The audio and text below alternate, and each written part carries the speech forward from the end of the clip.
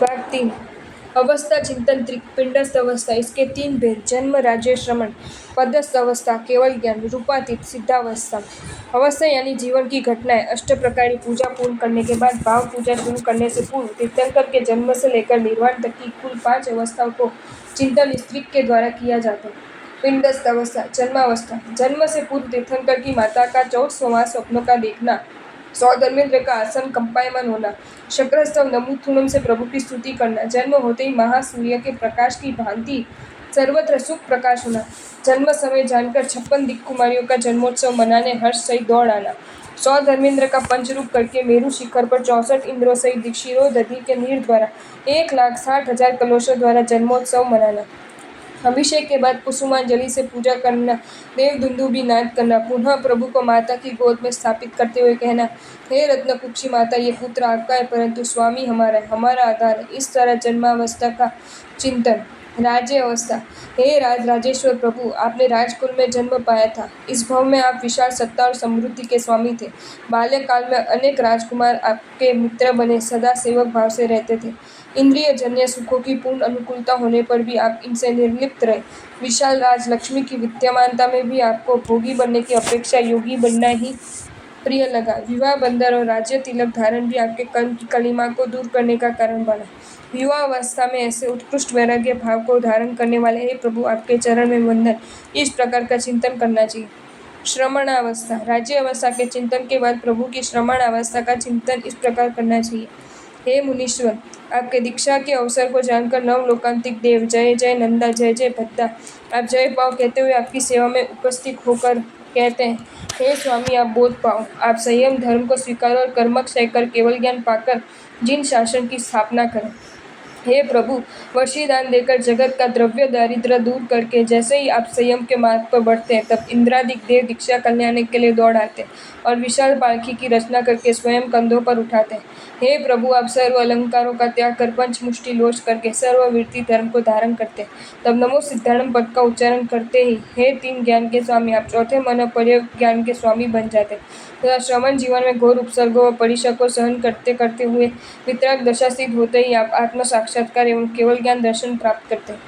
पदस्थ अवस्था। संवत्सरण में विराजमान अष्ट प्रतिहारियों से युक्त परमात्मा को देखकर प्रभु की पदस्थ अवस्था का चिंतन इस प्रकार करना चाहिए। हे परम तारक, आपको केवल ज्ञान प्राप्त होते ही इंद्र करोड़ों देवों सहित दौड़े चले आते हैं। रजत, सुवर्ण व मणि रत्नों से युक्त 3 गढ़ वाले संवत्सरण की रचना करते हैं। मध्य में अशोक वृक्ष की स्थापना करते हैं। चारों ओर 3-3 छत्र होते हैं। देवदुंदुभी का नाद करते हैं। जंघा प्रमाण पुष्पी वृष्टि करते हैं। चारों दिशाओं में सिंहासन की स्थापना करते हैं। नवनिर्मित सुवर्ण कमलों पर चलते हुए आप संवत्सरण में पधारते हैं। वहाँ पूर्व दिशा में विराजते और शेष दिशाओं में आपके अतिशय से ही देव आपके सदृश 3 बिंबों की स्थापना करते हैं। आप मालकोश राग में देशना देते हैं और देवताओं के द्वारा बांसुरी से संगीत बजाया जाता है।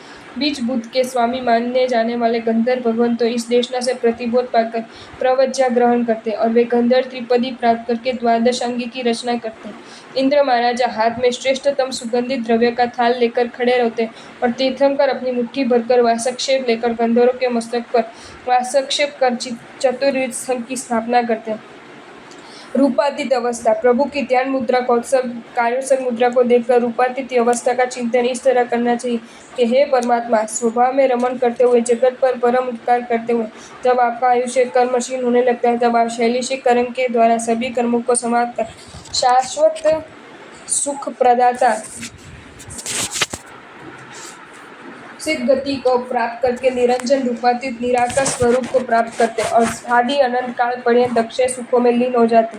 दीक्षा त्याग त्रिक। चैत्यवंदन प्रारंभ करने के पूर्व जिस दिशा में देवादिदेव विराजमान है, उसके अतिरिक्त अन्य दिशाओं में दिखने की क्रिया बंद करने को दिशा त्याग त्रिक करते हैं।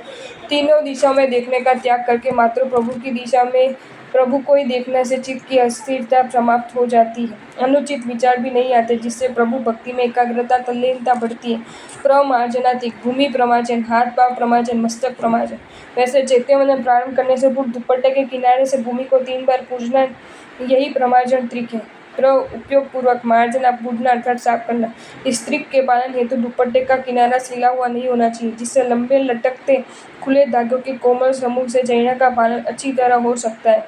आलम्बन त्रिक, मन को सूत्रार्थ का आलम्बन, वचन को सूत्रोच्चार का आलम्बन, काया को जिनबिंब का आलम्बन। चैत्य वंदन आदि करते समय मन वचन काया के तूफानी घोड़े उन्माद पर न चला जाए, इस हेतु 3 योगों के घोड़ों को 3-3 आलम्बन रूपी के स्तंभ के साथ बांध देना आलम्बन त्रिक कहलाता है।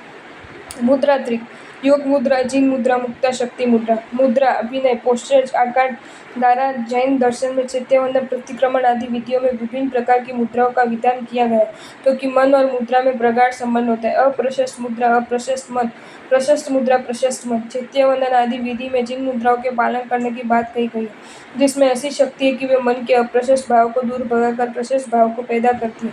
जैसे मन में अहंकार जगा हो, तभी किसी पूज्य की प्रतिकृति के सामने 2 हाथ जोड़कर मस्तक झुकाकर खड़े होने से अहंकार, पद्मासन मुद्रा में बैठने से वासना एवं कायोत्सर्ग मुद्रा में खड़े रहने से क्रोध शांत हो जाता है। योग मुद्रा, 2 हाथ जोड़े, हाथ की कोहनी पेट पर रखें, जुड़े हुए हाथों की उंगलियां एक दूसरे में क्रमश गूंथी हुई हो और हथेली का आकार अविकसित कमल की तरह हो, ये योग मुद्रा कहलाती है। प्रभु की स्तुति, इरियावयम, चैत्यवंदन, नमो स्तवन आदि सूत्र योग मुद्रा में बोले जाते हैं। जीर्ण मुद्रा अर्थात कायोत्सर्ग मुद्रा, सीधे खड़े रहकर दोनों पैरों के बीच आगे की ओर 4 अंगुल जितना अंतर रखना, पीछे की ओर 4 अंगुल से कुछ कम करीब 3 अंगुल अंतर रखना तथा दोनों हाथ सीधे लटकते, पंजे जांघ की ओर, दृष्टि नासिका के अग्रभागे जिह्वा पर स्थापित करना, ये जिह्वा मुद्रा कहलाती है। नवकार या लोगस की कौशल में जिह्वा मुद्रा की जाती है। इस तरह की जिह्वा मुद्रा में सेंटर ऑफ ग्रेविटी सही बनने से काया की स्थिरता लंबे समय तक बिना श्रम से स्थिर रह सकती है और शरीर शिथिल अवस्था में रह सकता है। काया की स्थिरता मन की स्थिरता का कारण बनती है। मुक्ता शक्ति मुद्रा, दोनों हाथ को जोड़े, 10 उंगलियों को एक दूसरे के सामने रखें, दोनों हथेली का मध्य भाग खोखला रहे और बाहर से हाथ ऊपर उठा हुआ मोती के सीक के आकार दिखाई देवे, इस प्रकार की मुद्रा मुक्ता शक्ति मुद्रा कहलाती है। जावंती चेम, जावंत केवी सव, जय विरय, आभा मखंडा तक ये सूत्र इसी मुद्रा में बोले जाते हैं। सूत्र बोलते समय दोनों हाथ ललाट पर लगाने चाहिए। प्रणिधान त्रिक, आराधना में मन वचन काया के योगों को लयलीन तन्मय तदाकार बनाना ही प्रणिधान त्रिक कहलाता है। मन का प्रणिधान, शुरू की गई क्रिया विधि में ही मन को पिरोना, उसके सिवाय किसी भी विचारों का मन में प्रवेश न होने देना मन का प्रणिधान है। वचन का प्रणिधान, जो सूत्राचार चल रहा उसके उच्चारण पद संपदा का पूरा ध्यान रखना वचन प्रणिधान कहलाता है। काया का प्रणिधान, जिस मुद्रा में क्रिया करनी उसी मुद्रा में काया को तल्लीन रखना, अन्य अप्रशस्त मुद्राएं न करना काया प्रणिधान कहलाता है। सर्व आराधना का मूल आधार है प्रणिधान, एकाग्रता, स्थिरता। हृदय के अहोभाव पूर्वक क्रिया विधि करने से छोटी सी आराधना भी अनंत गुण फल देने वाली थी। यहाँ पर संक्षिप्त रूप से जिन दर्शन पूजन विधि का विवेचन पूर्ण होता है। आपको ये वीडियो अच्छा लगा हो तो इसे लाइक करें और शेयर करें और ऐसे ही नए नए वीडियोज़ देखने के लिए सब्सक्राइब करें हमारी channel Jain facts and stories को।